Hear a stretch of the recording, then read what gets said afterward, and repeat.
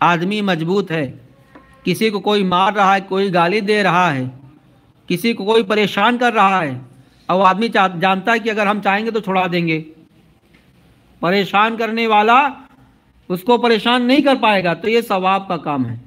اور جو طاقت رکھتے ہوئے بھی نہیں چھڑاتا، الٹا لڑواتا ہے، تو گویا وہ خود بھی برباد ہوا اور ایک ماحول خراب کیا۔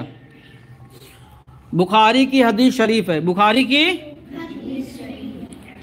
کہ ایک آدمی کی جو ہے ایک ناؤ تھی، ایک کشتی تھی، ایک ناؤ تھی جس میں 3 حصہ تھے، تو اس کے 3 مالک تھے، تینوں میں اس کو ڈیوائیڈ کر دیا گیا، ایک کو نیچے کا حصہ دے دیا گیا، نچلا منزل، ایک کو بیچ والا منزل، اور ایک کو اوپر والا منزل۔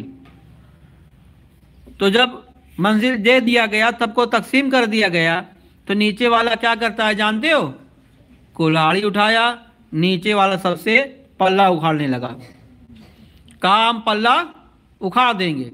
تو اوپر سے جو دیکھ رہا تھا، اوپر منزل والا بیچ والے سے کہہ رہا ہے اس کو منع کرو، بیچ والے سے کیا کہہ رہا ہے کہ نیچے والے کو منع کرو، ورنہ یہ پلہ اکھاڑ دے گا اور سب دریا میں، سمندر میں غرق ہو جائیں گے، ڈوب جائیں گے۔ بھائی پلہ اکھاڑ دے گا، ناؤ میں پانی بھر جائے گا، تو پہلے منزل، نیچے والے منزل پانی بھرے گا، پھر بیچ والے میں بھرے گا، پھر اوپر والے میں پہنچائے گا، سب مر جائیں گے۔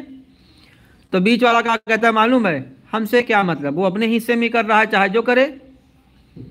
تو جو لوگ یہ کہتے ہیں نا کہ لڑائی جھگڑا ہو رہا ہے، ہم سے کیا مطلب، یہ نہیں کہنا چاہیے۔ اور اوپر والا سمجھدار تھا کہ وہ اگر وہ پلہ اکھاڑ دے گا تو ناؤ میں پانی بھر جائے گا، سب کے سب ہلاک ہو جائیں گے، مر جائیں گے سب۔ تو اسی طریقے سے گناہ جہاں اللہ کی نافرمانی ہوتی ہو، گناہ کرنے والا ثواب ہے، اور بیچ والا جو کہہ رہا ہے نہ بولے، نہ منع کرے اور نہ روکے، اور اس میں شامل رہے۔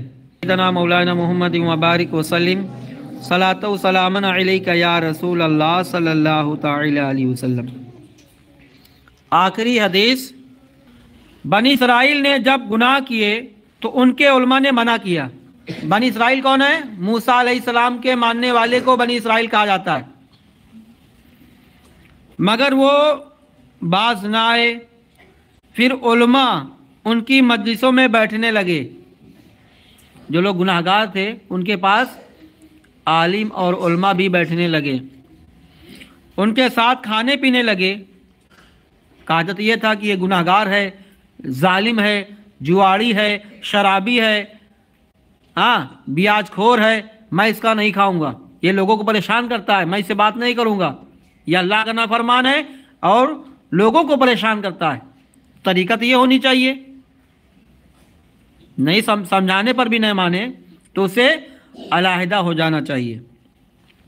مگر سب اس کے ساتھ کھانے پینے لگے تو اللہ تعالیٰ نے علماء کے دل بھی انہیں جیسے کر دیے، گناہ گاروں کے بیچ میں بیٹھنے سے وہ بھی گناہ گار۔ داؤد اور عیسیٰ بن مریم کی زبان سے ان سب پر لعنت کی ہے۔ لعنت مطلب جانتے ہو؟